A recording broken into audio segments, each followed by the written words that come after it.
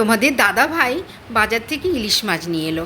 মাছটা খুব একটা বড় নয়, তাই মেয়ে বলল, মা সবসময় তো ইলিশ ভাপা করো, আজকে ছোট মাছ আছে, তুমি আজকে একটু পাতলা ঝোল করো বেগুন দিয়ে।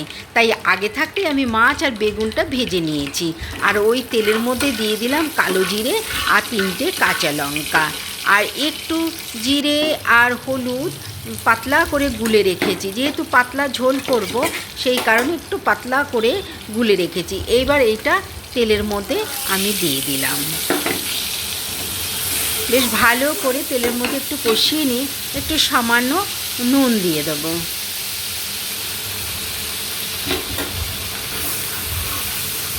ভালো করে কষানো হয়ে গেলে এইবার ঝোলের জন্য পরিমাণ মতো জল দিয়ে দেবো।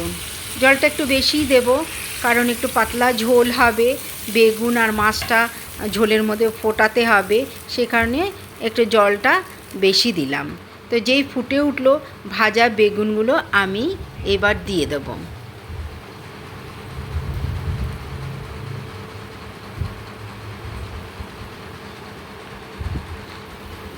আর এখন দিয়ে দেবো, দেখো ভাজা মাছগুলো আমি এবার বেগুন আর ঝোলটা ফুটে উঠেছে, তখনই আমি মাছগুলো দিয়ে দিলাম।